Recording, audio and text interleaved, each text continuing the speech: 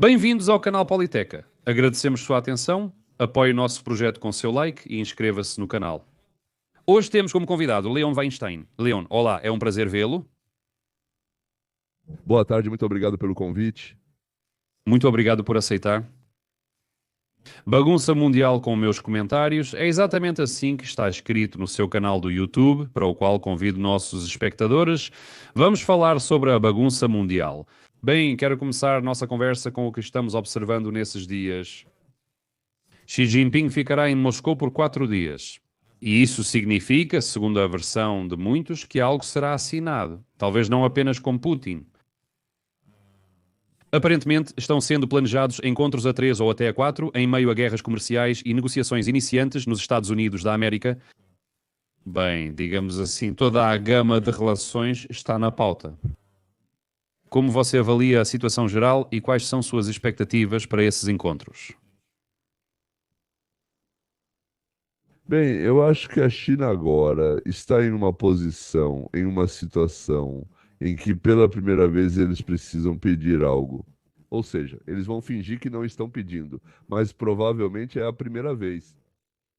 E pela primeira vez nos últimos 20, 30 anos, eles sempre ou pressionavam, ou subornavam, ou simplesmente comandavam, e todos se alinhavam em uma longa fila. Beijar o anel. E no momento eles estão em uma situação muito ruim, tanto externa quanto internamente. O fator externo já havia influenciado o interno antes mesmo de Trump anunciar a mudança.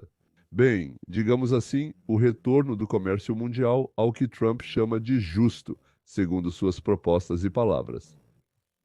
E isso já coincidiu com o fato de que a China enfrentava enormes problemas tanto na produção quanto no setor imobiliário e no endividamento da população. E Trump atacou num momento difícil para a China. Porém, não houve intenção nisso, apenas chegou para o momento, ele foi selecionado e atacou. Ou seja, não é que eles esperaram 100 anos e depois aguardaram até que estivesse ruim. E por causa disso, várias coisas desagradáveis acontecem com a China. Eu entendo que o Partido Comunista, nas primeiras fases, consegue reprimir facilmente qualquer resistência com sangue e com o que for preciso. Eles já provaram isso muitas vezes, inclusive na Praça Tiananmen. Bem, e em outras situações eles não hesitam, digamos, em cercar uma região, como a União Soviética fez uma vez na Ucrânia. E, digamos, 8 milhões aqui ou ali morrerem de fome, eles não têm nenhum problema com isso. Portanto, nas primeiras etapas, o que está acontecendo agora ainda não é tão assustador assim. Mas o problema é que a China está perdendo um após o outro potenciais aliados. E todos esses países que cercam a China, Índia, Japão, Coreia do Sul, com exceção da Coreia do Norte, estão prontos, querem e já estão na fila para entrar em aliança com os Estados Unidos da América e não com a China. Por isso, a China precisa fazer alguma coisa para, por um lado, sair da situação em que as fábricas estão fechando, milhões de pessoas estão perdendo seus empregos, e, por outro lado, reprimir aquela resistência que o povo está oferecendo agora. Novamente, os jovens, como na Praça Tiananmen, quero dizer, saíram às ruas. Eles já tinham essa prática.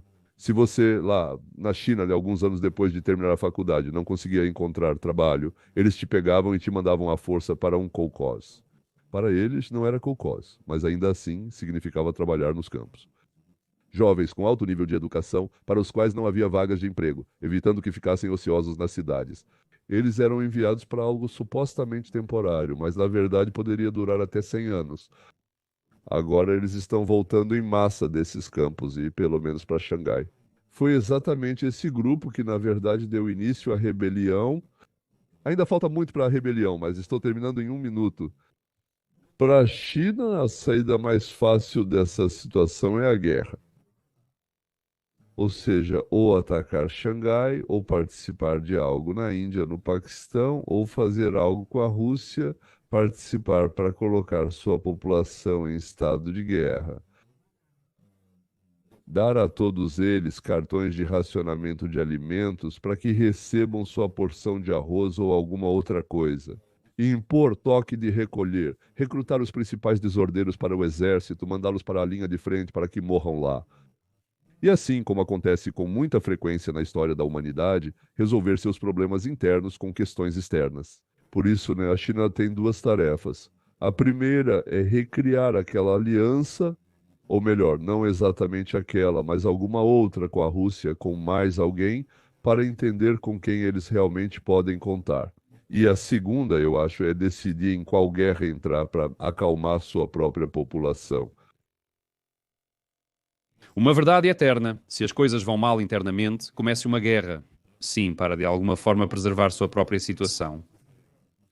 Isso aconteceu com todos os povos em todas as épocas. Infelizmente, o século XXI não é diferente de 11 ou 3 mil anos antes da nossa era. As pessoas não mudaram, por isso tudo continua igual. Pequim, junto com Moscou, tem o desejo de formar um mundo multipolar e igualitário. Ouvimos essas declarações tanto de Moscou quanto de Pequim. A ideia de um mundo igualitário não contradiz o domínio de fato da China nas relações com a Rússia? Sabe, eu não posso dizer especificamente sobre isso. Eu entendo o que eles querem lá, tipo uma Yalta sob o comando de Sdan, sim, por assim dizer, para se fortalecerem, conseguir sua própria parte do globo. Eu não sei, né, lá o quanto, né, ou simplesmente zonas de influência e saber que outro predador não vai se meter. Mas a Rússia há muito tempo deixou de ser aquele que pode reivindicar sua própria região de influência.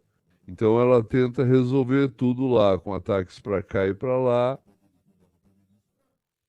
Aliás, na minha opinião, o ataque à Ucrânia aconteceu por um motivo completamente diferente, mas essa é outra história. E por isso eu acho que agora está sendo criado um bloco contra o bloco americano, justamente para dizer: nós estamos juntos. Nós teremos uma zona de influência, sim, nós vamos exigir, mas nessa zona de influência, você, Putin, ou vocês, russos, vão receber esse pedaço. Vocês vão estar lá, vocês serão como um príncipe feudal no nosso grande reino, ou um Khan, ou algo assim. Bem, aqui, aliás, eu entendo que a China apoia oficialmente essa agenda anti-geopolítica, onde os Estados Unidos da América e seus aliados não podem ditar as condições da ordem global. Ou, digamos assim, o que exatamente a China coloca no conceito de mundo multipolar, aqui também é bastante interessante. Mas, afinal, por que começou a guerra na Ucrânia? Putin e Xi acreditam que, para uma solução duradoura da guerra na Ucrânia, é preciso eliminar suas causas principais. É o que diz a declaração conjunta dos dois países após as negociações no Kremlin. Rússia e China declaram apoio a todos os esforços que contribuam para o estabelecimento da paz. E acho que essas declarações de Putin e Xi são um exemplo clássico de retórica geopolítica educada e velada, em que cada frase carrega um certo significado oculto. Então, quais são as causas principais que levaram ao início desta guerra e qual é que é a ameaça do fato de que a China também apoia a resolução dessas causas principais? Bem, veja, claro, a minha opinião é a minha opinião, certo? E, infelizmente, aqui não temos uma base científica ou mesmo factual sobre a qual possamos dizer que 2 mais 2 é igual a 4 e assim por diante. Ou seja, de certa forma, isso será uma especulação. E tendo dito isso, Rússia, por todas as ações que ela tomou no início, nisso é até 2014, ela tinha, claro, planos de conquistar o que quisesse, mas quero assegurar a vocês que os Estados Unidos também têm, no Pentágono, planos de conquistar o que quiserem. Esses são desenvolvimentos normais, feitos para qualquer eventualidade futura e situações semelhantes. Lembro-me de algumas pessoas me contarem, ainda em 1990 e algum ano, antes da chegada de Putin, que em 1990, ou seja, antes dele chegar ao poder, que no Estado-Maior-Geral estão pendurados mapas de ofensiva, de como capturar a Ucrânia. Apenas alguns anos após a divisão, em 95 ou 97, eles supostamente já tinham esses mapas pendurados. Então, Parece que a anexação da Crimeia aconteceu exclusivamente porque Putin tinha uma popularidade incrivelmente baixa e era necessário, de alguma forma, aumentá-la. E uma operação militar patriótica. Do ponto de vista daquela camarilha, daquela junta, eu não sei. Daquela gangue, sim, em russo provavelmente seria gangue, que Vladimir representava ou liderava, representava, por assim dizer, ele não liderava. Eu o conheço desde São Petersburgo, quando ele estava com Sobchak e já começava a se envolver com banditismo. Por isso compreendo um pouco o perfil desse homem. Então, a ideia era absolutamente de um agente da Komitet Gosudarstvenoi Bezopasnost, não de um marechal, mas de um agente da Komitet Gosudarstvenoi Bezopasnost. A ideia era aumentar a popularidade. E como naquele momento na Ucrânia havia desordem e instabilidade, e como então Yanukovych foi deposto, acho que não estou confundindo as datas, e que de fato havia sido eleito legalmente. Havia, por assim dizer, a possibilidade de dizer que não éramos nós, eram eles que eram ruins, por assim dizer, eles é que faziam desse jeito. De modo geral, os americanos e outros do Ocidente estão afastando nossos irmãos ucranianos de nós. E toda essa retórica foi lançada. Eu justamente viajava para lá e para cá nessa época para a Rússia, então estava por dentro do que estava acontecendo lá naquele momento. A Crimeia foi tomada para aumentar a popularidade e o cálculo estava correto. A China agora quer fazer o mesmo com Taiwan para aumentar sua popularidade. Eles ficam o tempo todo dizendo: nós queremos, nós queremos, nós queremos conquistar. Na verdade, para que eles precisam se envolver com todo mundo e começar uma guerra? Na verdade, é só da boca para fora. Eles ganham muito dinheiro negociando, então por que iriam parar com isso? Mas quando a popularidade do Partido Comunista ou a aprovação de uma pessoa específica como Xi Jinping ou Putin cai, aí eles agem. É absolutamente a mesma coisa. Eles tentam resolver problemas internos de forma externa. Agora, depois que eles tomaram a Crimeia, e depois que o mundo inteiro ficou em silêncio, e depois que, na verdade, Putin continuou sendo aceito e cumprimentado, por cerca de 6 meses houve alguns protestos e indignação, mas logo ficou evidente que o Ocidente, no final, realmente não se importava. Quem liga para essa Ucrânia?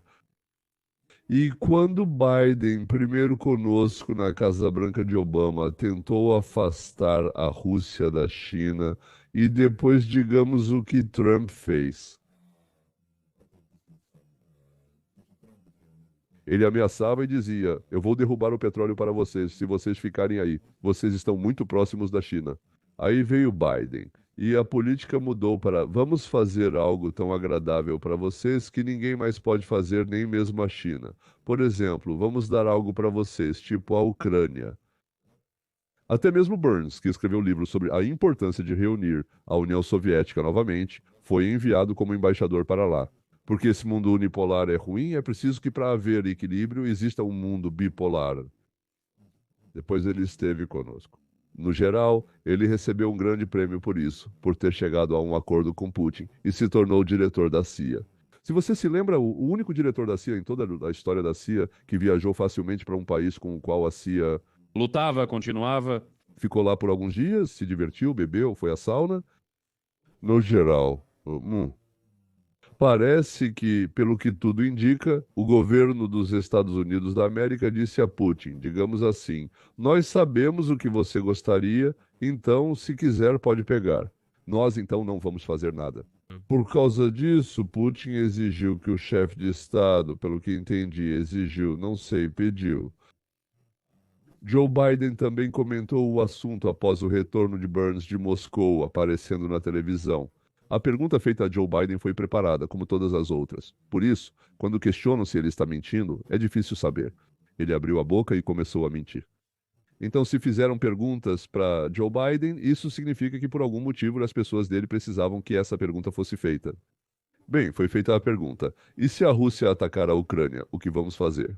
Joe Biden respondeu com uma frase enigmática que na época não foi compreendida. Ele disse: bem, se tudo acontecer rapidamente, sem muito derramamento de sangue e sem muita destruição, então por que deveríamos intervir em assuntos que não têm nada a ver conosco?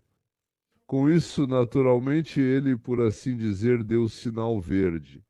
A CIA calculou erroneamente a resistência do povo ucraniano. Eles só contaram as armas, não consideraram o povo. Por isso, houve um erro absurdo, tanto da CIA quanto da inteligência externa russa. Eles achavam que, organizando todos esses generais corruptos, tenentes-coronéis e outros semelhantes, pagando todo o dinheiro que, na minha opinião, gastaram, terríveis, acho que gastaram 2 ou 3 bilhões de dólares em subornos. Se não me engano, Patrushev relatou isso corretamente. Eles acreditavam que simplesmente marchariam até Kiev, desembarcariam aviões e tropas e pronto. Alguém no escritório do presidente estava esclarecido, mas também tinham seus próprios homens lá. No fim, ou derrubavam Zelensky ou algo do tipo. Sim, Biden, assim que a ofensiva começou, enviou um avião e ligou para Zelensky e disse: entre no avião e vá embora. Estamos entregando a Ucrânia, então por que você vai ficar aí? Deixe-me salvar você e sua família. Bem, aqui é preciso dar o devido crédito ao Zelensky. Eu não gosto dele como presidente, mas aqui ele se comportou como um homem corajoso e valente. E ele disse: obrigado, não precisa mandar aviões para me buscar. Mandem melhor aviões com armas. Na minha opinião, eu merecia em geral um grande monumento na Praça Central para que nada mais aconteça lá e não aconteça. E assim, a Ucrânia acabou sendo aquela moeda que o mundo estava disposto a pagar para a Rússia, para que a Rússia não se unisse à China. Ótima história e, sabe, me parece que muitos vão tirar conclusões erradas da sua resposta. Aliás, convido nossos espectadores amigos, o que vocês acham sobre isso? Escrevam, por favor, nos comentários. Mas aqui surge novamente aquela mesma questão de onde começamos. E se a China declara que para uma resolução sustentável da guerra é necessário eliminar suas causas primárias, a que conclusão chegamos? Já que agora, após o término de um certo período do segundo mandato de Trump, a sensação é de que as partes ainda não estão nem um pouco próximas da paz ou mesmo de um cessar-fogo. E a que ponto chegamos nas condições atuais? A guerra continua e segue em frente. Você entende? Aconteceu que o mundo inteiro acabou ficando dependente da política interna dos Estados Unidos da América. Vou explicar tudo o que quero dizer, pois está completamente incompreensível. Eu entendo que isso está totalmente ininteligível. A questão é que nós, na América, ou seja, nós, as pessoas que elegeram Trump, eu fui um deles, pelo menos porque coloquei uma certa cédula na urna. Coloquei uma certa cédula na urna. Além disso, eu fiz bastante para divulgar as ideias nas quais Trump se baseava. Vamos tentar não pensar agora em Trump como uma pessoa que se comporta de determinada maneira, que ora faz piada, ora faz palhaçada, ora faz outra coisa. Mas vamos pensar na sua política. Aqui está a principal parte interna, digamos assim, como se fosse o núcleo do seu grande plano. Consiste em transferir os Estados Unidos da América. Ou seja, né, o orçamento é o exército, são os funcionários, é todo o resto. Lá tem tribunais, tem polícia e coisas do tipo. Sim, transferir esse orçamento do financiamento às custas. Eu entendo que vão dizer que eu fui muito longe, mas agora eu vou tentar chegar o mais rápido possível ao que te preocupa, né, ao que te interessa. Ou seja, sair do financiamento por meio do imposto de renda para o financiamento por meio de taxas. Alguém quer importar mercadorias para nós, e nós dizemos, bem, ele quer importar mercadorias para nós, e paga por isso uma certa taxa, uma imposição, um imposto, dá um dinheirinho para nós por isso. Para ficar claro, até 1913 era assim mesmo nos Estados Unidos da América. No ano de 1912, o presidente que estava no poder naquela época convenceu o Congresso a permitir cobrar, acho que 1% de todos e 3% dos ricos. Rico era quem tinha 20 mil dólares em bens, isso era muito dinheiro naquela época. E porque era para alguma guerra específica, ou para alguma operação, ou para outra coisa, era preciso arrecadar dinheiro urgentemente e o Congresso concordou. E foi em 1913 que, pela primeira vez, começaram a cobrar dinheiro das pessoas. As pessoas não se indignaram, pois foram informadas que era algo pequeno e passageiro. Descobriu-se que o pouco tempo era cada vez mais e mais e mais, e acabou sendo permanente. E na época, digamos, do Bill Clinton, isso já chegou a 90% para valores altos, para valores maiores. E antes, até 1913, era 100% do nosso orçamento. Bem, não 100, mas não importa. Havia três fontes, e a principal delas, mais de 90%, vinha da alfândega. Nós passamos a receber agora de 2 a 4% da alfândega, e todo o resto vem das pessoas. Então, isso é marxismo, né? Imposto progressivo, isso é marxismo. A pessoa trabalhou, ninguém tem o direito de tirar o dinheiro dele, a não ser que ele mesmo decida isso. Por isso, Donald Trump, absolutamente de acordo com aquela, digamos assim, filosofia que eu sigo, acredita que não se pode roubar as pessoas. Isso é roubo. Porque toda vez que o Congresso, 450 e poucas pessoas, decide que querem financiar mais alguma coisa, eles dizem: e de onde vai sair esse dinheiro? Ainda não cobramos imposto, mas agora vamos cobrar ainda mais da gasolina e de outros produtos. Então isso aqui vai acabar para nós. Primeiro era para o processamento, para as aposentadorias, para isso, né? Agora já não vão mais cobrar dinheiro, daqui a 1 ano e meio não vão mais cobrar dinheiro. De todas as famílias que ganham menos de 200 mil dólares por ano, e isso é 95% da população dos Estados Unidos da América. E depois o imposto de renda será totalmente abolido. É assim que arrecadamos dinheiro, como outros países fazem com a alfândega, mas cobramos apenas 1 a 3% no máximo para cobrir o papel e o processamento. Nós não cobramos dinheiro pelo direito de entrar no maior, melhor e mais organizado mercado do mundo, para onde flui 24% do dinheiro de todo o planeta. Ou seja, um quarto do giro financeiro do planeta vem para o nosso mercado e nós não cobramos nada por isso. Então vamos cobrar 10%, mas ao mesmo tempo aconteceu uma segunda coisa, esses, tudo bem, 10%. A gente ainda fala, pessoal, lá no Japão não tem nenhum carro americano. Por quê? Eles são ruins.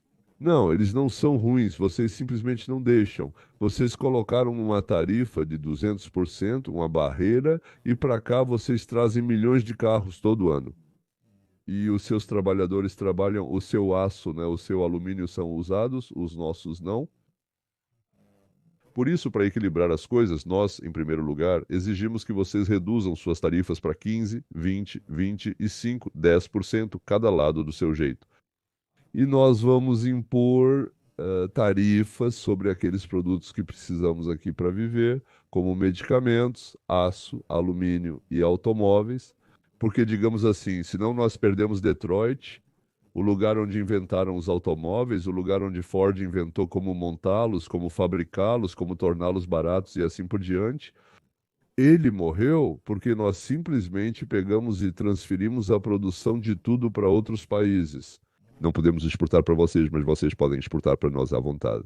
Agora estamos corrigindo duas coisas. As pessoas não serão mais roubadas e receberemos recursos financeiros da alfândega.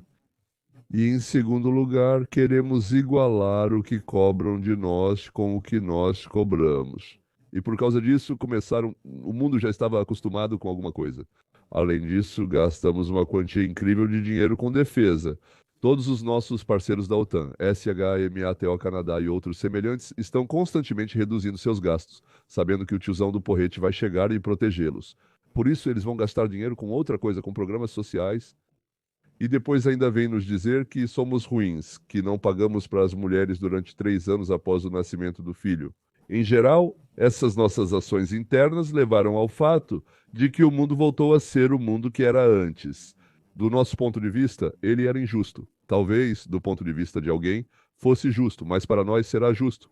E nós começamos nossas mudanças internas que levaram a isso. A América, esses 25% do mercado mundial, levaram a esses problemas. E isso não é uma questão de querermos negociar ou não, de fazermos algo especialmente para alguém. Não, estamos realizando mudanças internas. O Canadá, não a China, será o país que mais sofrerá. Eles enfrentarão um verdadeiro pesadelo. Mas a liderança deles só percebeu isso anteontem, durante a visita de Carney. Durante todo o ano anterior, explicamos repetidamente para eles. No entanto, eles não conseguiam compreender e pensavam que estávamos brincando. Mas nós não estávamos brincando, sim. Nós não. Não estávamos brincando porque estávamos falando de nós mesmos. Eu entendo que quando você faz um movimento descuidado, o barco balança. Mas o que fazer se o problema é que todo ano pegamos 1,5 trilhão a 2 trilhões de dólares emprestados? Porque distribuímos uma enorme quantidade de dinheiro para gastos militares. Gastamos o dinheiro dos outros com nossos próprios gastos militares, que nós protegemos. Canadá, Japão, Europa e outros. Poderíamos gastar lá, temos aproximadamente 800 bases pelo mundo, desnecessárias. Fazemos isso porque sem essas bases a Europa ficará absolutamente desprotegida. Sim, contra dois países que estão ativamente aumentando seu potencial militar. Eles talvez hoje não pretendam atacar, mas amanhã podem muito bem fazê-lo. Refiro-me à China e à Rússia. Sim, então, a Europa não faz nada a respeito porque tem um tio que vai protegê-la. A Europa não se preocupa com seus próprios fabricantes porque eles estão protegidos por tarifas, alfândegas e, claro, eles não ligam para os americanos. No momento em que dissemos tudo, não podemos mais pegar 2 ou 3 trilhões emprestados, pois isso nos levará à falência total. Precisamos refazer algo, começando por nós mesmos. O mundo inteiro começou a balançar e ficamos sem saber o que fazer. Isso é 100%. Nesse contexto, quero perguntar a sua opinião. Em 8 de maio foi ratificado o Acordo dos Estados Unidos da América sobre minerais úteis. Anteriormente, Bessent disse que, para Trump, o acordo sobre recursos minerais com a Ucrânia é uma alavanca de pressão sobre a Federação Russa nas negociações. Você pode esclarecer em que consiste essa alavanca? Bem, veja, primeiro eu quero desfazer essa opinião estabelecida na Ucrânia de que nós realmente precisamos disso. Sim, na Ucrânia há carvão, petróleo, metais de terras raras e outras coisas que podem nos ser úteis. Mas, senhores, acreditem, nos territórios dos Estados Unidos, Canadá e Groenlândia há exatamente as mesmas coisas. E esses recursos podem ser extraídos sem aqueles enormes problemas militares e geopolíticos que enfrentaremos na Ucrânia. Agora, esse acordo, os Estados Unidos roubaram a Ucrânia e vocês estão extraindo isso? Não, você me desculpe, eu estou falando da Ucrânia. Sim, eu não estou falando especificamente contra você. Você entende? A Ucrânia não consegue isso, a Ucrânia não existe. Hoje de amanhã e depois de amanhã não haverá recursos suficientes para começar a reconstruir os portos, reconstruir as ferrovias, reconstruir os armazéns, as minas, reforçar ou construir novos, trazer novos equipamentos e coisas do tipo. Ou seja, os primeiros possíveis lucros só virão daqui a 10 anos, se vierem. Agora, isso é o primeiro ponto, sim. Ou seja, durante 10 anos será preciso investir, investir, investir, e só depois de 10 anos começar a obter algum retorno disso. Em segundo lugar, a situação militar, ou seja, como é que lá a América diz, vamos juntos, todo o mundo, vamos juntos extrair metais de terras raras e coisas do tipo. Haverá um grande ganho, um bom lucro. Vai à Arábia Saudita que responde: eu adoro vocês, pessoal. E, claro, vou investir $500 bilhões. Só tem um pequeno problema. Quem vai me garantir que lá não vai começar outra guerra? Então, a pessoa que está organizando tudo isso, né, ou seja, o homem unido, né, o lado, sim, os Estados Unidos da América devem garantir alguma coisa. Assim, o povo americano não permitirá que as tropas americanas enviem nossos rapazes e moças para a OTAN. Estranho, pode ser, mas será muito estranho se a OTAN se envolver nisso como OTAN. E a terceira opção, ou seja, ou a OTAN, ou digamos assim, criar um exército privado, mas nós, digamos assim, já temos um exército privado. Os russos, seguindo o nosso princípio, criaram esse tal Wagner, né? Mas agora vamos criar algum Mozart, ou Bach, ou Beethoven, e estaremos lá. Ou seja, colocar lá. Imagina quantos mais ainda. Bem, esse fundo vai ter muito dinheiro que, digamos assim, agora parece que deve ser organizado. No final das contas, vai ser terrivelmente difícil encontrar investidores e vai demorar muito para esperar os primeiros lucros de toda essa história. Estamos nos metendo na política europeia alheia, algo que nossos pais fundadores, como diria o próprio George Washington, diziam: em hipótese alguma se envolvam na política europeia. Eles matam uns aos outros e não conseguiremos entender isso. Lá, só vamos acabar nos prejudicando. Estamos fazendo exatamente o oposto do que os pais fundadores dos Estados Unidos da América diziam para fazer. Mas, digamos que, se tudo continuar e for aprovado e ratificado após a assinatura, então assinaram mesmo. Pessoalmente, eu sou totalmente contra esse acordo. Pelo menos um terço dos Estados Unidos da América, se não metade, é absolutamente contra a nossa participação em qualquer assunto na Ucrânia. Mas agora eu vou explicar o que eu quis dizer. Pelo que eu disse, já dá para entender o que quis dizer o nosso ministro do Comércio. A questão é que assim que começarmos, se encontrarmos parceiros, nós basicamente vamos colocar lá 1 trilhão. Nosso de fora comum, nós devemos protegê-lo. Esse é 1 trilhão no território da Ucrânia, o que significa que vamos protegê-lo. Além disso, vamos propor, digamos, ao próprio Putin. Vamos dizer a ele algo do tipo: nós congelamos 200 bilhões do seu dinheiro no território. Lá tem o seu dinheiro e o dos seus amigos do Lago da Cooperativa. E nós vamos descongelar metade disso se você nos permitir transferi-los para o fundo, para esse fundo aqui. E vai haver negociação sobre isso nos bastidores, naturalmente. Vamos imaginar que Putin diz ok. Lá estão uns 10 amigos dele, com quem ele rouba a Rússia, e eles também dizem ok. Ou seja, eles investiram e estão lá em 1/3 deles. Ou seja, já existe a ideia de que eles vão entrar lá e destruir com canhões aquilo que eles mesmos financiaram. Bem, em geral, por assim dizer, não é bem assim.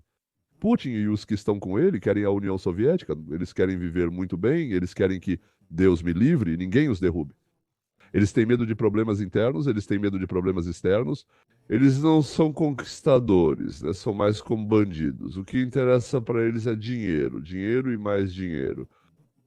Afinal, foi assim que chamavam o Putin em Leningrado. Quando ele estava no Conselho de Leningrado, entrou como assistente do Sobchak e depois virou vice.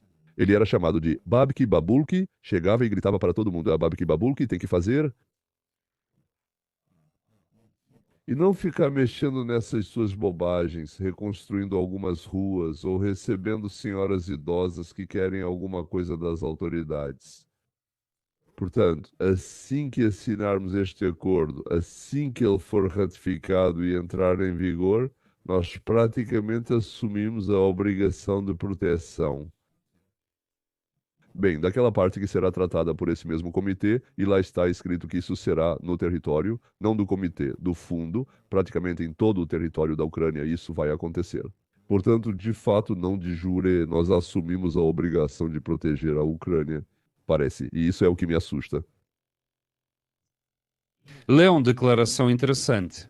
Trump também disse que vai envolver a China para alcançar a paz na Ucrânia. Mas se analisarmos todas as tentativas de Trump de afastar um pouco a China da Federação Russa, até agora elas não deram nenhum resultado, exceto a ativação das posições da China.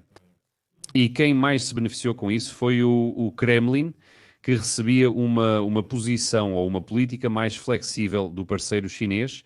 E lembramos também como Trump propôs a Erdogan a mediação na resolução da questão ucraniana. Como você acha, isso não seria um reconhecimento de que Trump não pode fazer isso sozinho? Por outro lado, a China realmente necessita disso? Bem, essa é a maior questão. O que vai pesar mais? Acho que sabendo como os comunistas operam, infelizmente, sabendo como os comunistas operam, Trump e Kentai não vão conseguir. Ou seja, não vai dar certo o que ele está tentando fazer agora, ou seja, envolvê-los no processo de paz, envolvê-los em, bem, como o Obama tentou fazer com a Rússia, com Putin, e assim dizer, fez. Eu vou passar lá, passe para Volódia, que eu, por assim dizer, não vou pressioná-lo lá, passe para Volódia, que eu não vou agir, como prometo ao povo americano, para quê? Para estabelecer algum tipo de relação, para dizer, vamos viver, por assim dizer, veja. Comerciar é significativamente mais vantajoso do que guerrear ou confrontar. Mas, mas Putin não ganhava dinheiro com o comércio. Putin ganhava dinheiro tirando parte da renda da população de todo o seu país. Por isso, né, ele realmente não precisava do que Obama ofereceu na época. Da mesma forma, a liderança chinesa também ganha dinheiro, assim como Putin, assim como Trump. Acho que ainda existe uma impressão um pouco ingênua de que os comunistas chineses estão interessados em fazer com que a China viva melhor. Isso está errado. Ou seja, eles só estão interessados do ponto de vista de explorar, digamos assim, mais poder, mais força e mais, digamos, é possível extrair do povo chinês. Se a China tiver muito, a China tem pouco. Então você tem pouco poder, pouca força lá e é difícil extrair. Acho que ele ainda, de certa forma, Imagina que está entre os bandidos que faziam construções em Nova York. Lá tudo era claro, puro capitalismo, sim, capitalismo militar, mas ainda assim capitalismo. Gostou, não gostou? Alguém ganhou, já recebeu tudo. Sim, se encontraram, beberam e foram brigar por um novo pedaço de terra onde podiam construir algo. Por isso eu acho que não. Com a China, isso é a única coisa que pode ajudar. É um barril de pólvora que eles estão criando por causa das sanções que impusemos e 18% do que eles vendiam. Você entende? A China, a Rússia e a China têm uma coisa em comum. Ambos dependem economicamente de uma única base. A Rússia depende da exportação de recursos energéticos. Bem, você pode adicionar lá também urânio, cânhamo, cobre e madeira. Sim, antes eles vendiam armas, por assim dizer, mas agora, por assim dizer, já não podem mais. E a China depende apenas da exportação de algo fabricado na própria China. Não há mercado interno. O mercado imobiliário desabou. Não há desenvolvimento de novas terras e outras coisas. Lá eles têm uma dúzia e meia ou duas dezenas de cidades construídas, completamente desabitadas. Eles começaram a construir cidades que estão absolutamente vazias, se deteriorando e coisas do tipo, porque eles se empolgaram demais lá. Não entenderam que, em primeiro lugar, com o aumento do bem-estar, a taxa de natalidade diminui. Agora eles já começaram a falar sobre como aumentar a natalidade em vez de reduzi-la, como pensavam todo o tempo anterior. Os pobres têm quantos filhos quiserem, os ricos, bem, relativamente ricos, sim, têm muito poucos filhos. Reflitam por conta própria e compreenderão o motivo. Em casa, você tem um ou dois filhos que precisam estudar, ser levados para lugares e aprender tênis, música ou outras atividades. No campo, você dá a luz e ele sai correndo, por assim dizer. Um lá escorregou, bateu a cabeça, morreu, mas ficaram 8 e dane-se no final das contas. Claro, é triste porque é seu. Portanto, essa situação é completamente diferente. E além disso, a situação na China tornou-se completamente diferente do ponto de vista das relações entre eles.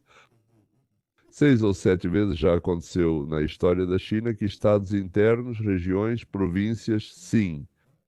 E as externas, que ficam na costa do oceano, se desenvolveram de maneira completamente diferente. As externas, com a ajuda do comércio, com a ajuda da inovação, com a ajuda de empréstimos. No Ocidente, eles prosperavam, enquanto os internos permaneciam pobres, gerando inveja e conflito entre eles. Agora é absolutamente a mesma coisa. E se por um lado as pessoas recebem 15 dólares por hora pelo seu trabalho, por outro lado recebem 6 dólares por semana. Ou seja, existe essa diferença entre 600 milhões, 700 milhões que vivem dentro e 400 a 500 que vivem fora. Isso leva ao fato de que eles têm agora uma caldeira a vapor selvagem. Se conseguirmos mantê-los nesse estado de caldeira a vapor por tempo suficiente, ela vai explodir. Mas Trump não tem essa tarefa. Trump tem apenas uma tarefa: fazer com que os Estados Unidos da América vivam melhor e que o comércio seja justo. Amigos, escrevam nos comentários a sua opinião, se concordam ou não e em que exatamente, e também escrevam suas perguntas. O Sr. Weinstein entrou em contato conosco. Agradecemos seu tempo e reflexões. Até a próxima.